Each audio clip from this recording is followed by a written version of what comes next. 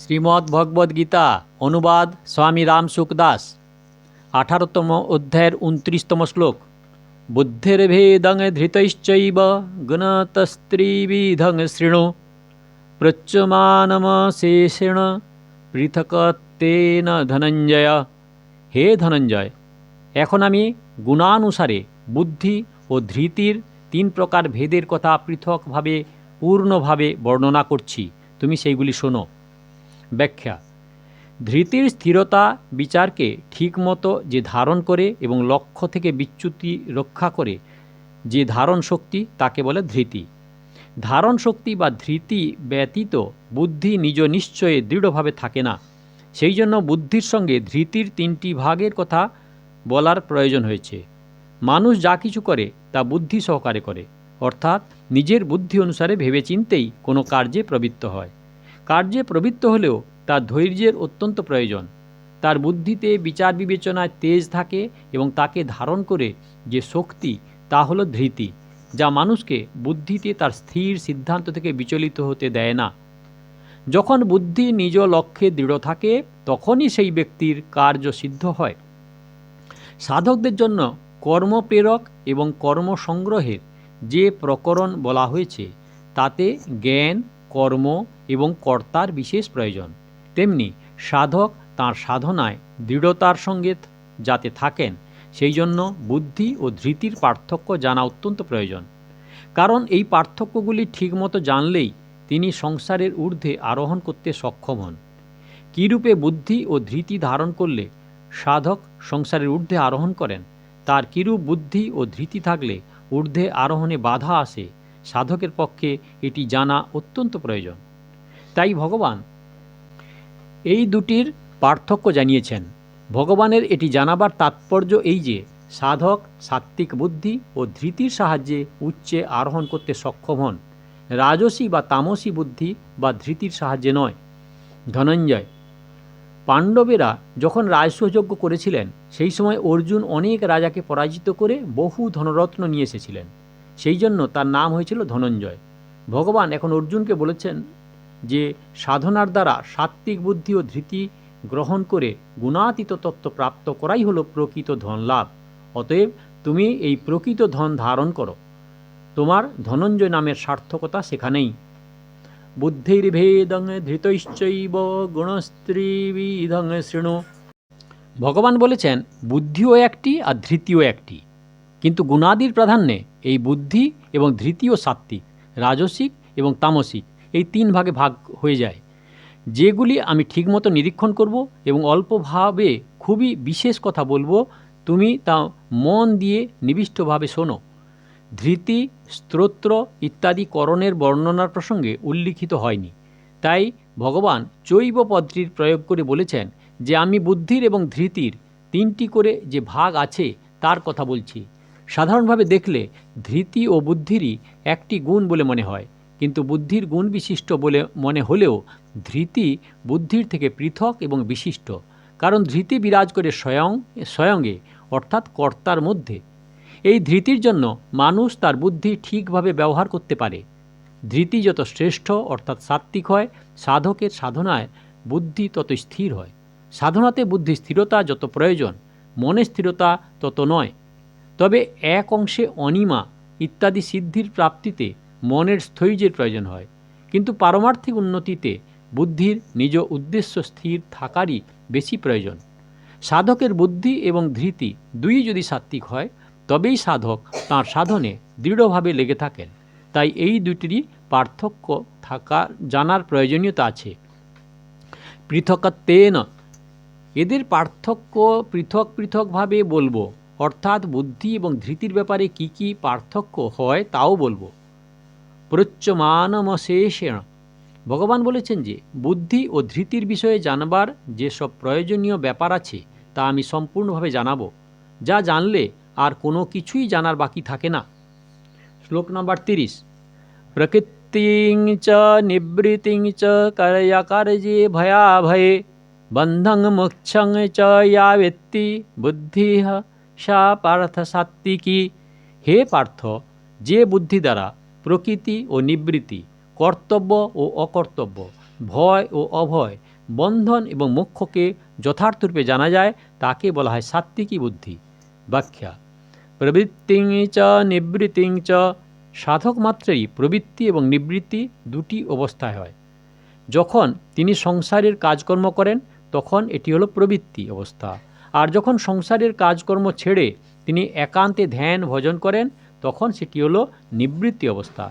কিন্তু এই দুটির মধ্যে জাগতিক কামনা সহ প্রবৃত্তি এবং বাসনা সহ নিবৃত্তি, এই দুটি অবস্থায় প্রকৃতি অর্থাৎ জগতে প্রবৃত্তিকারী আর জাগতিক কামনারহিত প্রবৃত্তি এবং বাসনারহিত নিবৃত্তি, এই দুটি অবস্থায় নিবৃত্তি এবং পরমাত্মার অভিমুখে নিয়ে যায়। তাই সাধক যেন এইগুলি ঠিকমতো জেনে কামনা বাসনা রহিত প্রবৃত্তি ও নিবৃত্তিকেই গ্রহণ করেন। বাস্তবে গভীরভাবে দেখলে বোঝা যায় যে কামনা বাসনা রহিত প্রবৃত্তি ও নিবৃত্তিও যদি নিজের সুখ আরামের জন্য করা হয় তাহলে এই দুটি প্রবৃত্তি হয়ে যায়, কারণ এই দুইটি বন্ধনকারী, অর্থাৎ এর দ্বারা নিজ ব্যক্তিত্ব দূর হয় না। কিন্তু এই প্রবৃত্তি এবং নিবৃত্তি যদি কামনা বাসনা রহিত হয়, অপরের সুখ আরাম ও হিতের উদ্দেশ্যে করা হয়, তাহলে এই দুটি নিবৃত্তি হয়ে যায়, কারণ এইগুলিতে তখন নিজ ব্যক্তিত্ব ভাব থাকে না। এই ব্যক্তিত্ব বা অহংকার কখন থাকে না? যখন প্রবৃত্তি ও নিবৃত্তি যার প্রকাশে প্রকাশিত হয় এবং যিনি প্রবৃত্তি নিবৃত্তি রহিত সেই প্রকাশক, অর্থাৎ তত্ত্বপ্রাপ্তির উদ্দেশ্যেই প্রবৃত্তি নিবৃত্তি করা হয়। প্রাণীমাত্রেরই সেবার জন্য যেন প্রবৃত্তি করা হয় এবং সেইরূপ নিবৃত্তিও যেন করা হয় পরম বিশ্রাম বা স্বরূপ স্থিতির জন্য। কার্যা কার্যে শাস্ত্র বর্ণ মর্যাদা অনুযায়ী যে কাজ করা হয় তাকে বলা হয় কার্য, এবং শাস্ত্র মর্যাদার বিরুদ্ধে যে কাজ করা হয় সেইগুলি হলো অকার্য। যেইগুলি আমরা করতে সক্ষম, যা অবশ্যই করা উচিত এবং যা করলে জীবের কল্যাণ অবশ্যম্ভাবী, তাকে কার্য বা কর্তব্য বলা হয়। যেইগুলি আমাদের করা উচিত নয়, যা করলে জীব আবদ্ধ হয়, সেইগুলিকে বলা হয় অকার্য বা অকর্তব্য। যেইগুলি আমরা করতে সক্ষম নই তাকে অকর্তব্য বলে না, সেইগুলি হলো নিজের অসামর্থ্য। ভয়াভয়ে, ভয় এবং অভয়ের কারণগুলি বিচার করা উচিত। যে কর্মের দ্বারা এখন এবং পরিণামে নিজের এবং জগতের অনিষ্ট হওয়ার সম্ভাবনা থাকে সেই কর্ম ভয় অর্থাৎ ভয়দায়ক, এবং যে কর্মে এখন এবং পরিণামে নিজের এবং জগতের মঙ্গল হওয়ার সম্ভাবনা থাকে সেই কর্মকে অভয় অর্থাৎ সকলকে অভয় প্রদানকারী বলা হয়। মানুষ যখন কর্তব্যকর্ম থেকে চ্যুত হয়ে অকার্যে প্রবৃত্ত হয় তখন তার মনে নিজ মান মর্যাদা হানি এবং নিন্দা অপমানের আশঙ্কা থেকে ভয় উৎপন্ন হয়। কিন্তু যিনি তার মর্যাদা থেকে কখনো বিচলিত হন না, কখনো মনে মনে কারো অনিষ্ট চিন্তা করেন না এবং সর্বদা পরমাত্মাতে মন নিবিষ্ট করে রাখেন, তার মনে সর্বক্ষণ অভয় বিরাজ করে। এই অভয়ই মানুষকে সর্বতভাবে অভয়পদ বা পরমাত্মা প্রাপ্তি করায়। বন্ধং মোক্ষং চ ইয়াবেত্তি, যে ব্যক্তি বাহ্যিকভাবে দান তীর্থ ব্রতাদি উত্তম কার্য করেন কিন্তু অন্তরে অসৎ জড় বিনাশশীল পদার্থ এবং স্বর্গাদি কামনা করেন, তার জন্য এই সব কর্ম বন্ধ অর্থাৎ বন্ধনকারকই হয়ে থাকে।